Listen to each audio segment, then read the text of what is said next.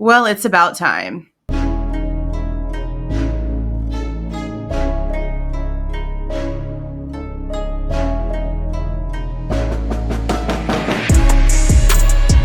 Hey guys, this is Jules with True Crime Reactions. Disclaimer, everything stated in this video is my opinion and my opinion only. And just like everything else in these cases we discuss here on this channel, everything is alleged. Well, it looks like we're finally going to start seeing some of the actual court documents, the exhibits, hopefully some motions, some real true evidence, some expert testimony. That stuff is starting to be unsealed. Now, we heard at the sentencing that Judge Hippler said he was going to be unsealing these things. I guess you could technically say in reverse order because he wants to go from newest to oldest, which is really interesting. So, of course, now that we have this new document, it makes complete sense that we're seeing stuff going in reverse order from the case summary. That's why I'm going to have both of these open at the exact same time as we're going through this so that I'm able to put both screens on the screen for you to watch at the exact same time. Now, I'm going to go ahead and read this document right here first. Then we are going to start right here on 7/24/25 when it comes to states exhibits, and I will show you where on this side that correlates.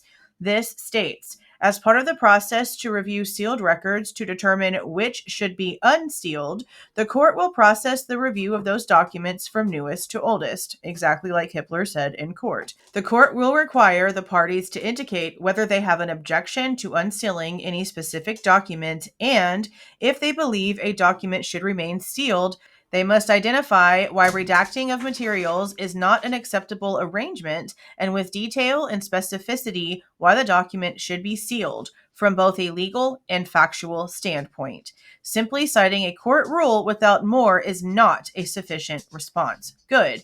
That means he doesn't care if you come out here citing something. He wants to know what your specific reason is why you do not want this out in the open. Good. Because there's been a lot of things that the defense has agreed to that they shouldn't have if they really were trying to prove a point. There's been a lot of things here that have been sealed up when they did not need to be. For example, the freaking traffic stop, the Latah County traffic stop. I asked for that thing, was denied. It finally got out. And for what? For what? There's nothing wrong with the traffic stop. They made it sound like there was going to be something so incriminating, and it was all for nothing. It caused a bunch of whirlwind for nothing. So he wants reasons, and I'm glad, because I don't care what your little rules are. Your little rules at this point don't mean much. Give me a specific case-related reason.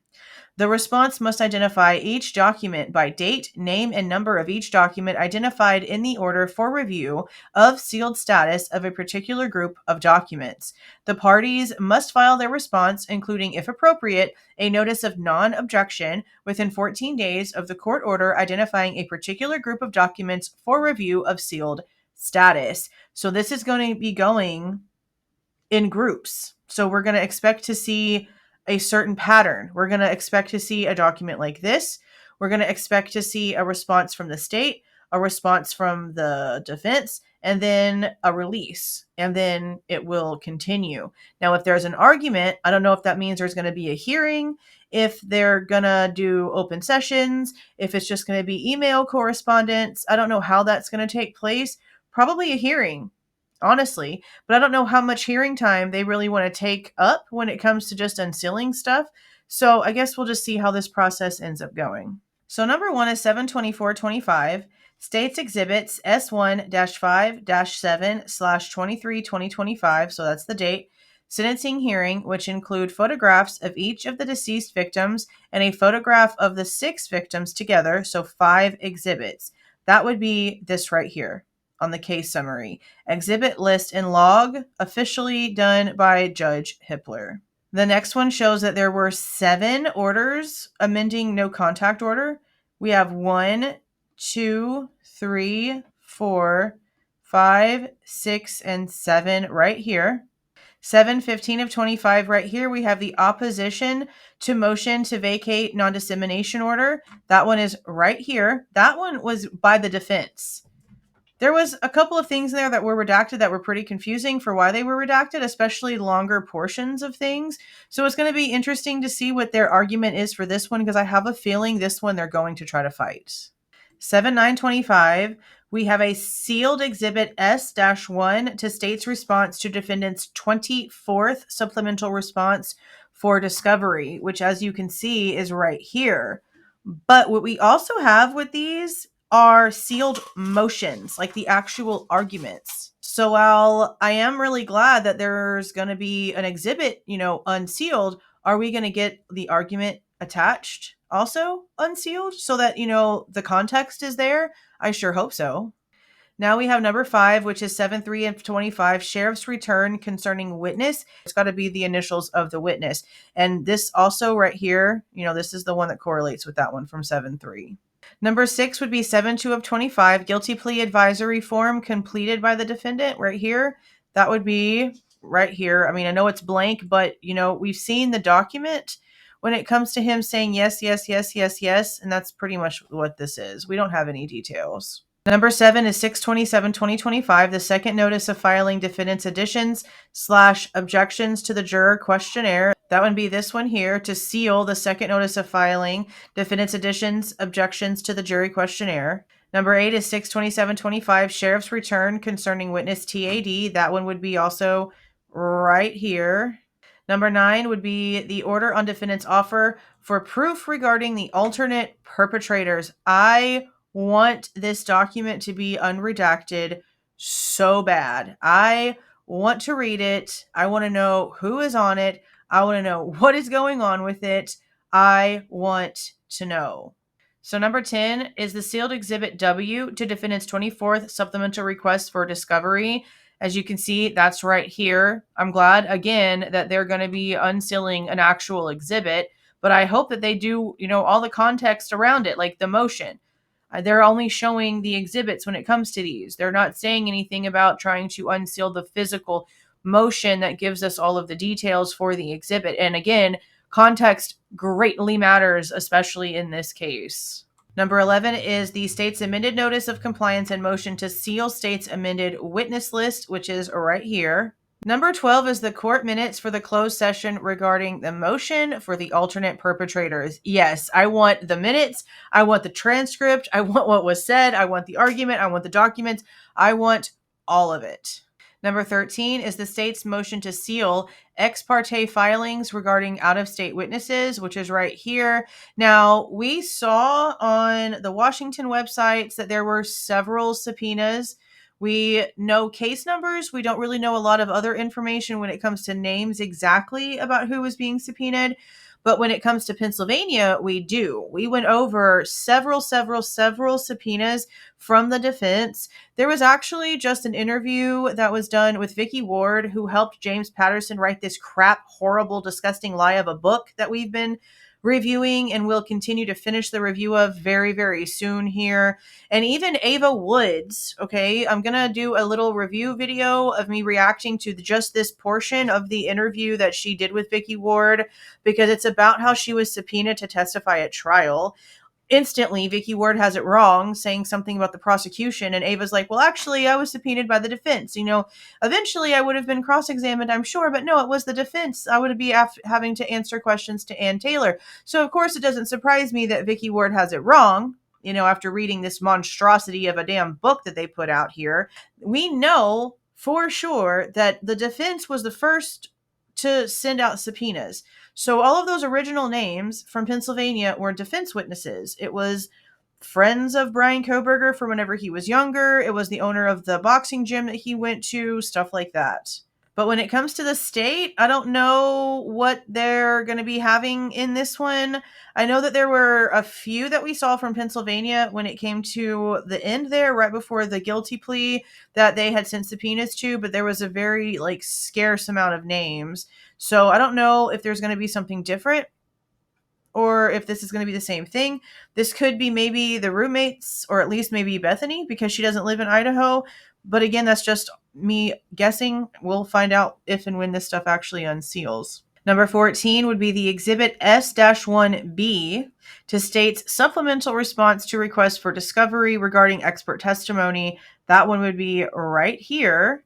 But then we also have the same thing, but for S-1A, which would be right here on the case summary.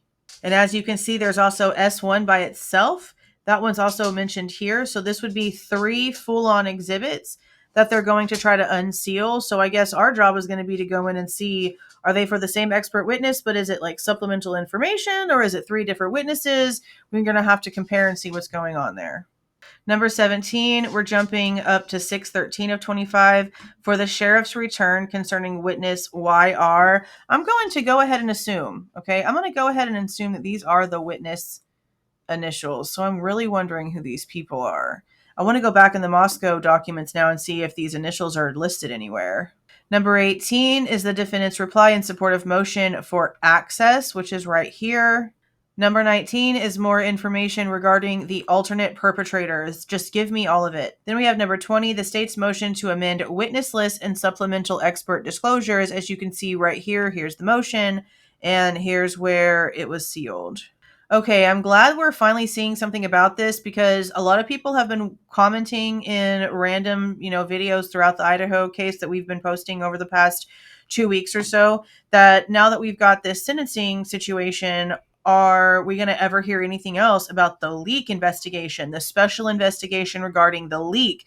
Now, I went to go try to find Dateline's show on Peacock where it was originally aired, and they removed it. Like, Dateline is obviously still there, but they removed this episode, which I find really interesting, but not interesting at the same time, because, it just basically proves that it really did have official information in it, because I'm sure that there was some sort of court order, which I'm sure that we'll see soon enough. So anything regarding that leak, yeah, they need to go ahead and just release that, just nice and quick, no arguments. It's going to be really interesting to see which side argues this information being released or not, if either side does. Number 23 would be the order sealing defendant's motion for access and objection to court order, and that one's right here. Number 24 is more information regarding the special investigation into the leak. That one's also right here. The next one would be 61125, the state's response to the defendant's motion regarding the leak investigation. The next one, number 26, is defendant's objection to release of privileged and confidential work product, which is right here. Number 27, the defendant's motion for access and fair investigation, which is right here. Motion to seal defendant's motion for access and objection to court's order, which is right here. Number 29, witness list, defendant's second amended phase 2 mitigation witness list, and that one is right here. Number 30 is order staying order, which is sealed right here. Number 31 is order sealing defendant's motion in order for emergency order. Yeah, I don't remember what the emergency order was all about. I don't think we ever heard what that was about. I could be wrong, but that's probably what's in this right here. Number 32 is an order conditionally denying admission of additional exhibits as evidence at trial, which is right here. Number 33 is the order granting defense expert analysis of evidence, which is right here. Number 34, state's response regarding defendant's motion for independent analysis of evidence, which is right here. Number 35 is the actual motion for emergency order. Yeah, I can't wait to actually read that, because I don't even remember this. Leave me a comment and tell me if you remember seeing this. It might have been something that I passed over as we were trying to get through all the actual information because it was sealed. I don't know. That's crazy. I don't remember ever talking about an emergency order. And right here we have the motion to seal the defendant's motion in order for emergency order, which is also right here. 6.6, stipulated motion to the admission of additional exhibits as evidence at trial, which is right here. Number 38, motion for independent analysis of evidence, which is right here. Number 39 is the state's objection to defendant's offer of proof regarding the alternate perpetrators, which is right here as well. Number 40 is the order granting access to sealed records, which is right here. I wonder who got access for that. Interesting. Number 41 is the Exhibit S-1 to state's supplemental response to defendant's request for discovery, but we've also already seen that there's another date further up here. Where was it? Right here, Exhibit S-1. So it's going to be the exact same thing, just I guess unsealed twice because it was submitted twice, 2 different dates. Now, the last two are right next to each other on the case summary. It's Exhibit S1 again, but this time it's regarding the defendant's 23rd supplemental request for discovery. I don't know if they're like using that because it's like a state's exhibit and it's the first exhibit on like the document itself, or if it's just actually the exact same one over and over again. I guess we'll find out soon enough. And then the last one would be this exhibit to defendant's 23rd supplemental request for discovery. And you can see that both of these are right here. So let me know what you guys are thinking about this down in the comments. Do you think we're going to have any objections from either side? Which one of these documents or exhibits, any of these things, do you think there might be a fight over? Let me know down in the comments. If you like the way that I present this information and give my opinion, please don't forget to leave a like on the way out. Subscribe to the channel if you have not subscribed already. And please don't forget to make sure that that notification bell is set to all so you don't miss any of my rants, reviews, reactions, updates, or deep dives. See y'all.